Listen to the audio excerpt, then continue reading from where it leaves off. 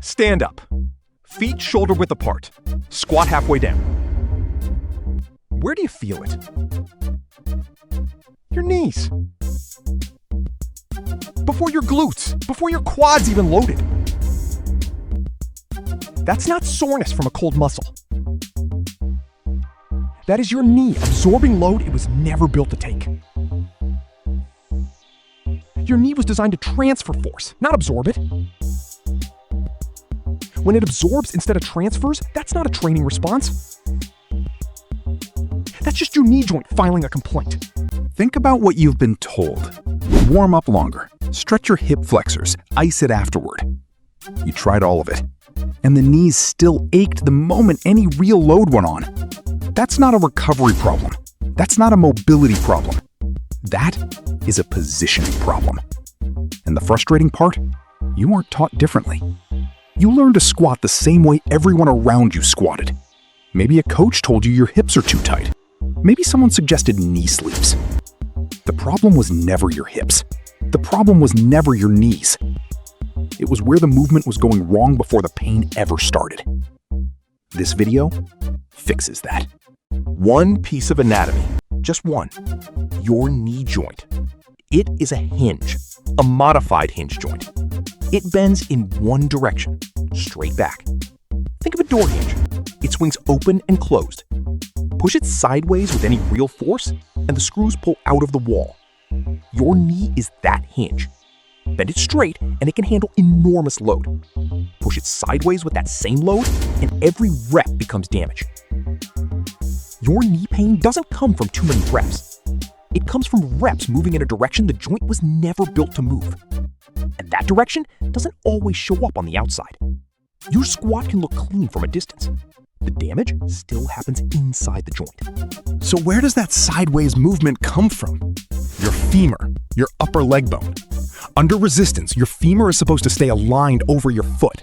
Hip above knee, knee above toe. But under heavy resistance, or as the muscles fatigue, the femur rotates inward. The knee follows it. It caves toward the center. Fitness professionals call this valgus collapse, your knee caving inward under tension. You don't need that term. You need the image. Think of a suspension bridge. The cables on each side hold the roadway level. Slacken one cable, and the bridge sags toward the center. Your gluteus medius, the hip stabilizer muscle on the outside of your hip, is that cable. When it can't hold position, your femur sags inward. The knee carries that sideways stress. The National Strength and Conditioning Association studied this exact pattern. Medial knee drift increases pressure under your kneecap by up to 40%. Same person, same depth. Wrong knee tracking, completely different pressure on the joint. That 40% difference happens on reps that look normal from the outside. The damage is invisible until it isn't. You know what most people do when squats hurt their knees? They stretch. Hip flexor stretches, foam rolling, 20 minutes of mobility work before every session. And the knees still ache the moment the weight kicks in. Because flexibility doesn't fix a stability problem. More mobility doesn't fix a collapsing femur. It just makes you more flexible on the way to the same wrong position. This is why the pain doesn't go away. Not because you're immobile. You didn't need more flexibility. You needed the joint to track straight. 5 adjustments. The Phantom Squat Protocol. Not cues, not workarounds. 5 steps that put the effort back into your glutes and quads and off your knees. Each one builds on the last. Don't skip ahead. Step 1, toe angle. Point your toes out 15 to 30 degrees. That angle pre-positions your femur in external rotation.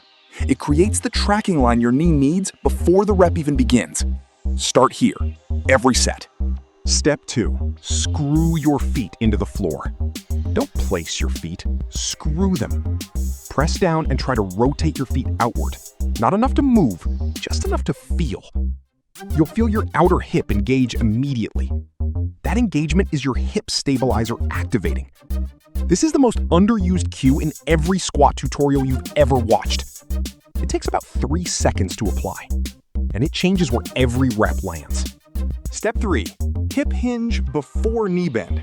Most people start the squat by driving their knees forward first. Don't bend the knees first, send your hips back first. Think of sitting back toward a chair that's slightly behind you. That hip hinge loads your glutes before any pressure reaches the knee. The glutes do the work, the knee just transfers. This is the step most people skip, and without it, the other 4 are weaker. Push back on the unfamiliar feeling. The first rep where your hips lead will tell you everything about where your previous reps went wrong. Step 4. Drive your knees outward.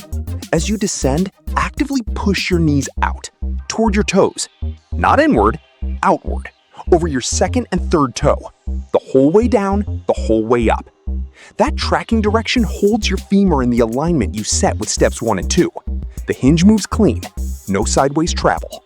Step 5. Drive from your hips. Last step, and this one is mental as much as physical. Don't think about standing up. Think about pushing the floor apart with your feet. That cue activates the hip abductors, the muscles that prevent your femur from caving inward. Your glutes fire first. Your knees track straight. That's the switch. Do one phantom squat right now. Slow. All 5 cues active. You'll feel the difference in rep 1. Your glutes will engage before your knees take any of the weight. That's the joint doing its job, transferring the effort, not absorbing it. Every squat that ached in your knees and never showed up in your glutes, that wasn't weakness. That was effort going somewhere you didn't mean to send it. Now you know where to aim it. 1 rep, 5 cues. That's the phantom squat.